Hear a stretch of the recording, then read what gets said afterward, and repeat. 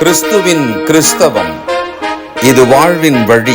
Christianity of Christ. This is the way of life. பரிசுத்த ஆண்டவர் இயேசு கிறிஸ்துவின் இனிய நாமத்திலே உங்களை வாழ்த்தி வரவேற்கிறேன். ஒருங்கிணைந்த சுவிசேஷ புத்தகங்களின் பார்வைக்கு உங்களை அன்போடு வரவேற்கிறேன். மத்தேயு எழுதின சுவிசேஷம் 14ஆம் அதிகாரத்தில் ஏற்கனவே நாம் 5 அப்பம் 2 மீனை 5000 ஒரு எண்ணிக்கையை நம்ம பார்த்தோம். ஆண்கள் என்று சொன்னால் பெண்கள், குழந்தைகள்னா ஒரு 15000 பேருக்கு மேலே அவங்க சாப்பிட்ருப்பாங்க. விசுவாசத்துக்கான ஒரு சோதனை என்ற கோணத்தில் நம்ம அதை பார்த்தோம். அடுத்ததாக அந்த நிகழ்வு முடிஞ்ச பிறகு என்ன நடந்தது பாருங்கள். மத்தேயு 14:22. இயேசு ஜனங்களை அனுப்பிவிடுகையில் தம்முடைய சீஷர்கள் படவில் ஏறி தமக்கு முன்னே அக்கறைக்கு போகும்படி அவர்களை துரிதப்படுத்தினார்.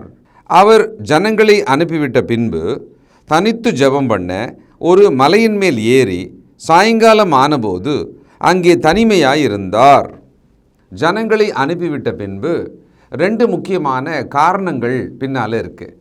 ஒன்று, தம்முடைய சீஷர்களை அக்கறைக்கு போகும்படி, அதாவது படகு பிடித்து அந்த கரையில் இருக்கிற ஊருக்கு போகும்படி துரிதப்படுத்தினார். அந்த இடத்துல அந்த வார்த்தையை அவர்களை போகச் சொன்னார் அப்படின்னு இல்லை, துரிதப்படுத்தினார்னு இருக்குது. அப்படியானால் அவர்கள் இங்கேயே இருக்கலாம், ஐயாவோடவே இருக்கலாம், நம்மளும் கொஞ்சம் ரெஸ்ட் எடுத்துக்கலாம் அப்படின்லாம் நினச்சிருப்பாங்களோன்னு தெரியல. அவங்கள புஷ் பண்ணுறார்.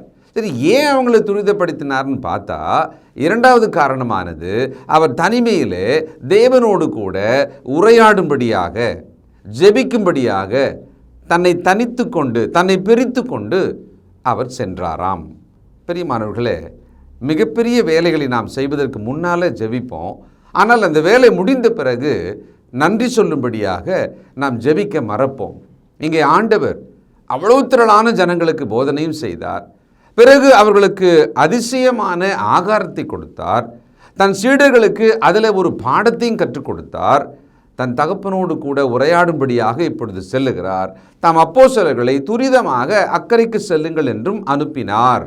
இன்றைக்கு நம்முடைய வாழ்க்கையில் ஜெபம் என்பதை ஒரு விஷயத்தை தொடங்கும் போதும் சரி, அந்த விஷயம் முடிந்த பிறகும் கூட நாம் தேவனுக்கு நன்றி சொல்லும்படியாக இந்த நன்றி ஜெபத்தை உறுதியாக, ஞாபகமாக நம்ம செய்யணும்.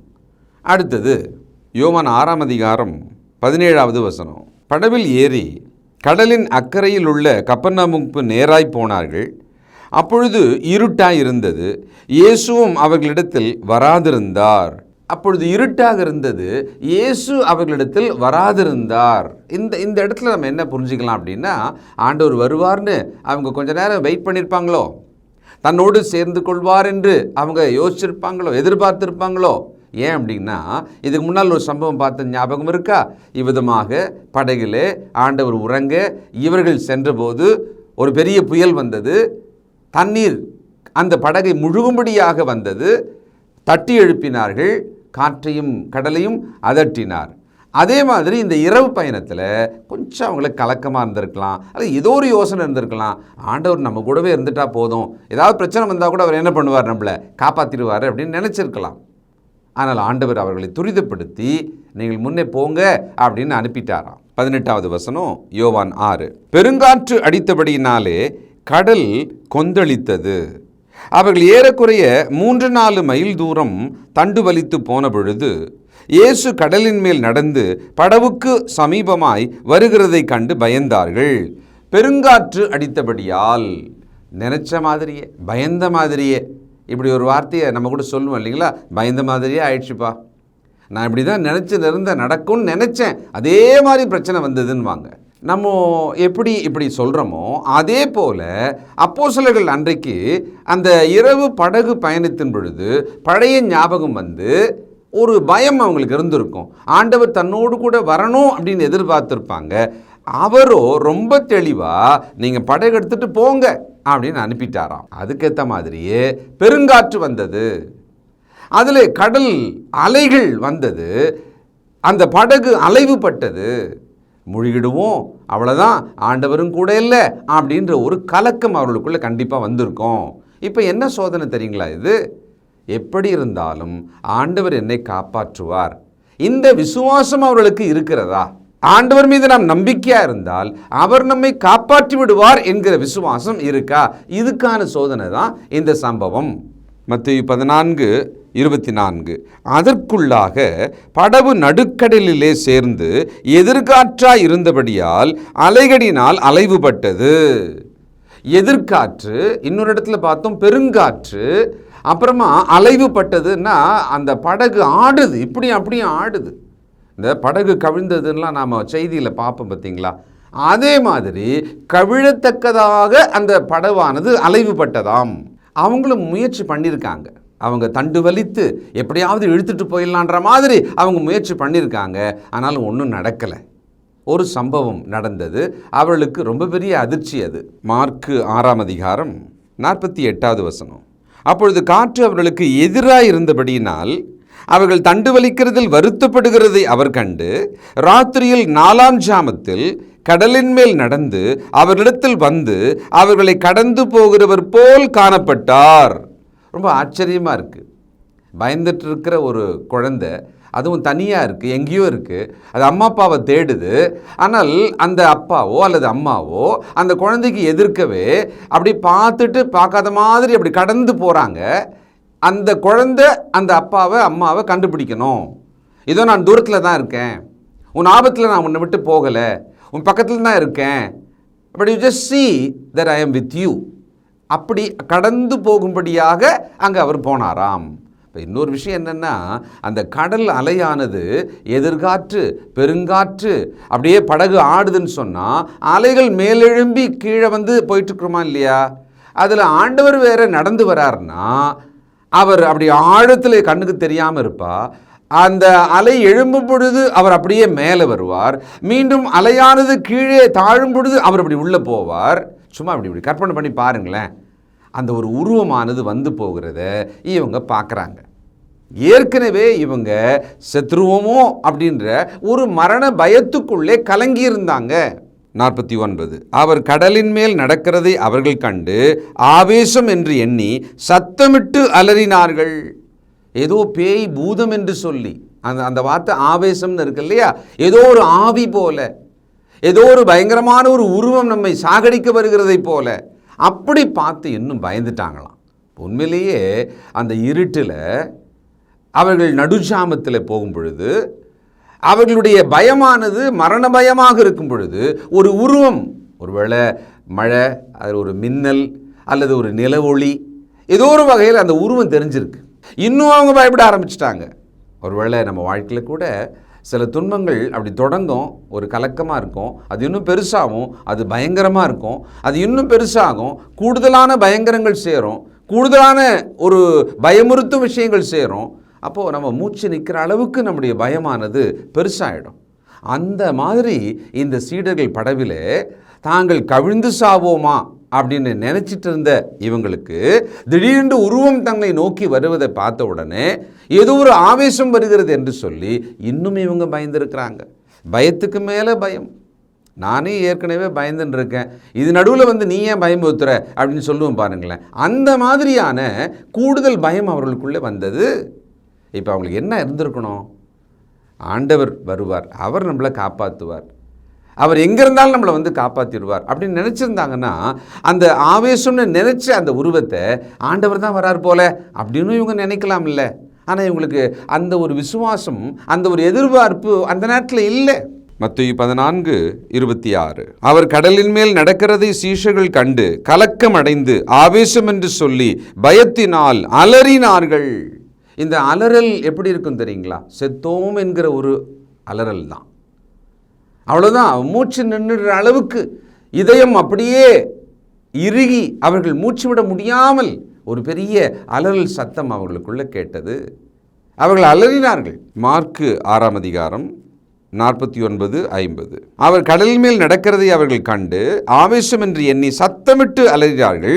அவர்கள் எல்லாரும் அவரை கண்டு கலக்கமடைந்தார்கள். உடனே அவர் அவர்களோடு பேசி, திடன் கொள்ளுங்கள், நான் தான், பயப்படாதிருங்கள் என்று சொல்லி ஆண்டவர் அவர்களை ஆசுவாசப்படுத்தினார். பயப்படாதீங்க, நான் தான். கண்டிப்பாக அவங்களுக்குள்ள உயிர் வந்திருக்கும், அவர்களுடைய பயமானது நீங்கியிருக்கும், அவர்கள் அப்படியே ஒரு பெரிய அமைதிக்குள் வந்திருப்பாங்க.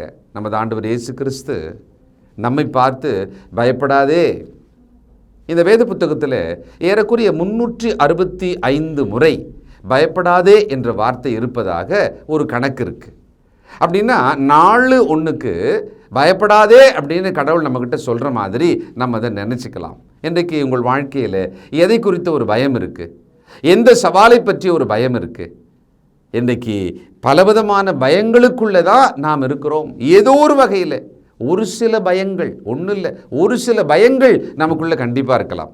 நிச்சயமாக நம்ம பார்த்து இன்றைக்கும் கூட பயப்படாதே, நான் உன்னோடு இருக்கிறேன், நான் உனக்கு துணையாக இருக்கிறேன், கலங்காதே என்ற வாக்குத்தத்தம் நமக்கு இருக்கிறது. நான் உன்னை விட்டு விலகுவதில்லை என்கிற வாக்குத்தத்தம் நமக்கு இருக்கிறது. அன்பான சகோதரனே, சகோதரியே, இப்போ கேட்டுட்டு இருக்கிற இந்த நேரத்தில் உங்கள் வாழ்க்கை சூழ்நிலைக்குள்ளே இருக்கிற எந்த ஒரு விஷயம் உங்களுக்கு பயத்தை கொடுக்கிறது? நடுக்கடலில் நிற்கிற மாதிரி, கைவிடப்பட்ட மாதிரி, பயத்துக்கு மேலே பயமாக அப்படியே பூதங்களமன மாதிரி ஏதோ பயம் வருவதை போல இன்னும் எவ்விதமான ஒரு பயத்துக்குள்ளே நீங்கள் இருந்தாலும் சரி, ஆண்டவர் நான் தான், திடன் கொள்ளுங்க, பயப்படாதீங்க அப்படின்னு உங்களுக்கும் சொல்லுகிறார். மத்தேயு 14:28 பேதுரு அவரை நோக்கி, ஆண்டவரே, நீரேயானால் நான் ஜலத்தின் மேல் நடந்து உம்மிடத்தில் வர கட்டளையிடும் என்றான். இது எதிர்பாராத ஒரு திருப்பு முனை மாதிரி. ஆண்டவர் வந்தார், அவர் கிட்ட வர்றாரு, இவங்க பயத்தை நீக்கினார், பயப்படாதீங்க நான் தான் அப்படின்னு சொன்னார். அப்போது ஒரு அமைதியை நிச்சயமாக ஆண்டவர் அங்கே ஏற்படுத்தி இருக்கணும். அந்த அமைதி ஏற்பட்ட உடனேயே பயமெல்லாம் அவர்களுக்குள்ளே இல்லாமல் போய் ஒரு தைரியம் வந்த உடனே ஒரு திடீர்னு ஒரு தைரியம் வந்திருக்கும், கண்டிப்பாக ஒரு சந்தோஷம் வந்திருக்கும், ஆண்டவர் வந்துட்டார் அப்படின்னு சொல்லிட்டு. ஆனால் பாருங்கள், அந்த சூழ்நிலைக்கு நடுவில் யார் யார் என்னெல்லாம் நினச்சாங்களோ தெரியல, பேதுரு மாத்திரம் அவருக்கே உரிய ஒரு வாணியில், நீரையானால் நான் நடந்து வரட்டுமா? பேதுரு எதை கவனிச்சிருக்கா தெரியுங்களா? காற்றும் கடலும் அப்படியே அமர்ந்தது, நாம் காப்பாற்றப்பட்டோம் அப்படின்றத தாண்டி ஆண்டவர் எப்படி கடல் தண்ணியில் நிற்கிறாரு, அவர் எப்படி முழுகாமல் அவர் மாத்திரம் நிற்கிறாரு, அவர் எப்படி நம்மை நோக்கி நடந்து வந்தார், அவர் அங்கே கரையிலே ஜெபம் பண்ணும்படியாகத்தானே தனியாக இருந்தார், அங்கேருந்து எப்படி வந்தார், பின்னாலே எப்படி வந்திருப்பார். அந்த கடல் மேல் நடந்த விஷயம் அவருக்கு ரொம்ப பெரிய ஆச்சரியமாயிடுச்சு. உடனே கேட்குறாரு, நீரே ஆனால் நானும் நடந்து வரட்டுமா?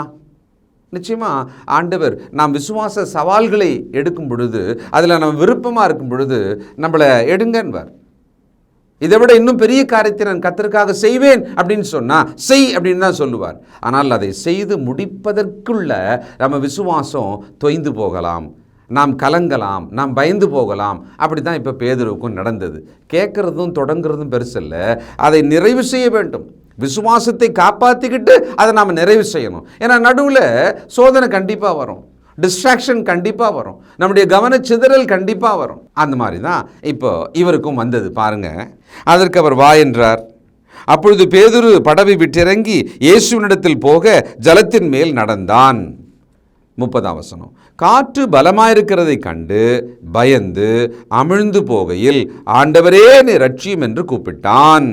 காற்று பலமாக இருக்கிறதை கண்டு நீரே ஆனால் நடந்து வரட்டுமா அப்படின்றப்ப பேதுருவோட பார்வை யார் மேலே இருந்ததுன்னா ஆண்டவர் மேலே இருந்தது. அவர் கடல் மேல் நின்று கொண்டிருந்ததை பார்த்து கொண்டிருந்தார், அவர் நடந்ததை பார்த்து கொண்டிருந்தார். அதுபோல தான் நடக்கலாம் என்று தைரியமாக கேட்டார், ஆண்டவர் அனுமதித்தார், இவரும் நடக்கவும் ஆரம்பித்தார். அப்படி ஆரம்பித்த உடனேயே எப்பவுமே சொல்லுவாங்கல்ல, பேசலாம் எல்லாம் பண்ணலாம், ஆனால் அந்த ரியாலிட்டிக்குள்ளே போகும்போது தான் அது வேற மாதிரி இருக்கும்னுவாங்க இல்லையா? அதே போல் ஒரு சாதாரண மனிதனாகிய இவர் முதல் முறையாக கடல் மீது ஆண்டவர் நடப்பதை பார்த்து தானும் நடக்க இவர் முயற்சி செய்யும் பொழுது, அந்த முயற்சி எடுத்து வச்சு நடக்கும்போது சுற்றிலும் அப்படியே பார்க்க ஆரம்பித்தார். காற்று பலமாக இருக்கிறதை காற்றை படிச்சுக்கிட்டே தான் இருந்திருக்கு ஒரு பக்கமாக. அப்போ அது பலமாக இருக்கிறதை கண்டு, ரொம்ப பெரிய காற்றை கண்டு, அந்த இருள், அந்த காற்று இதெல்லாம் பார்த்த உடனே கொஞ்ச நேரத்துக்கு முன்னால் நடந்த சம்பவம் அவருக்கு ஞாபகம் வந்திருக்கும். பெருங்காற்று, அப்படியே கடல் அலைவுபட்டது, இவங்க கஷ்டப்பட்டது, இவருடைய மரண அவஸ்தை எல்லாமே ஞாபகம் வந்திருக்கும். இல்லை, நம்ம கூட அப்படி தான். ஒரு துன்பமானது பல துன்பங்களை ஞாபகப்படுத்தும். அப்போது அந்த பயமுறுத்தும் சூழ்நிலைக்குள்ளே பயத்திலும் கலக்கத்திலும் இருந்த அநேகருக்கு நடுவில், சீஷருக்கு நடுவில் பேதுரு கொஞ்சம் தைரியமாகவே தான் அவர் அந்த வார்த்தையை கேட்டிருக்கணும். இல்லை, அந்த சூழ்நிலையில் அப்பாடான்னு சொல்லிட்டு அவங்க அப்படியே செட்டிலாக இருக்கணும். ஆனால் பாருங்களேன், ஆண்டவர் நடக்கிறார்னா தானும் நடக்கலாமே அப்படின்னு அவர் கேட்டார். அதுக்கே அவரை பாராட்டி தான் ஆகணும். முயற்சி செய்தார், பாராட்டி தான் ஆகணும். ஆனால் சாதாரணமான ஒரு மனிதனாக ஆண்டவரிடமிருந்து தன் பார்வையை விலக்கி சுற்றிலும் இருக்கிற சூழலை பார்த்த உடனே அவர் முழுகினார். ஆண்டவர் அவரை எழுப்பினார்.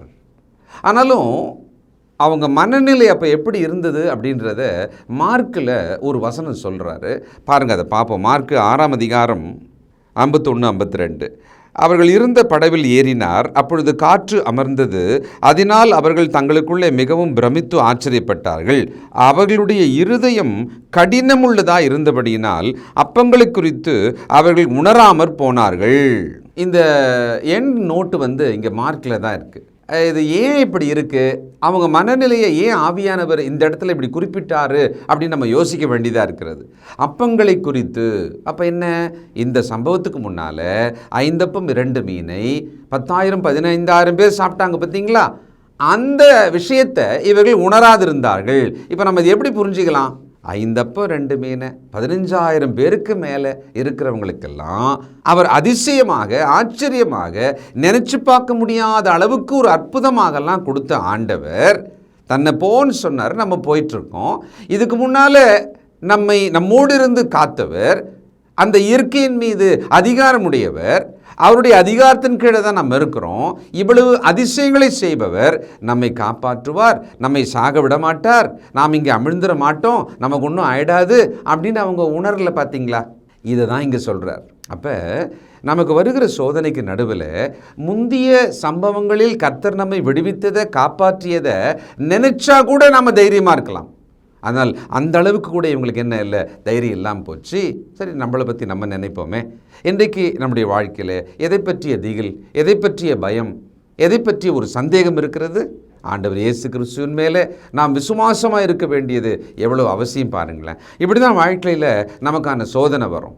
இப்படி ஒரு காற்றடித்து புயல் மாதிரி வந்தது, பெருங்காற்று வந்தது இல்லையா, இதுக்கு இவங்களா காரணம் இல்லை, அது வந்தது. ஆனால் அதுக்கு நடுவில் அவங்க எப்படி நடந்துக்கிட்டாங்கன்றது தான் இங்கே முக்கியம். அப்போது நமக்கு வரும் சூழ்நிலைகளுக்கு நம்மளாம் ஒரு பெரிய காரணமாக இருக்கணும் அப்படின்ற அவசியம் இல்லை. ஆனால் அந்த சூழ்நிலைக்குள்ளே நாம் எப்படி ஆண்டவர் மேலே விசுவாசமாக இருக்கிறோம், அதை கடந்து போவதற்கான விசுவாசம் நமக்கு எப்படி இருக்குது, இதை தான் நம்ம சிந்திக்கணும். தொடர்ந்து சிந்திப்போம், ஜெபம் செய்வோம். இரக்கமுள்ள பிதாவே, பரிசுத்தரே, உம்முடைய தயவு, உம்முடைய கிருபை எங்கள் மேல் இருப்பதற்காக நன்றி. ஏதோ நாங்கள் இந்த சம்பவத்தை பலமுறை படித்திருக்கிறோம், இப்பொழுதும் இதை படித்தோம்.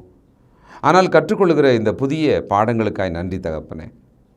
நீர் எங்களை காப்பாற்றுவீர் என்கிற நம்பிக்கையில் நாங்கள் உறுதியில்லாமல் பயந்து, சந்தேகப்பட்டு, கலங்கி துன்பத்துக்குள் அமிழ்ந்து போகிறோம். கொஞ்சம் விசுவாசம் இருக்கிறதை போல தொடங்குகிறோம், ஆனால் முடிக்க முடியாமல் தவிக்கிறோம். எங்கள் அவிசுவாசம் நீங்கவும், விசுவாசத்திலே பலப்படவும் எங்களுக்கு உதவி செய்வீராக. எங்களை தூக்கி நிறுத்துவீராக. உம்முடைய கிருபைக்கும் எங்களை ஒப்புக் கொடுக்கிறோம். இயேசு கிறிஸ்துவின் பரிசுத்த நாமத்தில் ஜெபிக்கிறோம் பிதாவே, ஆமென்.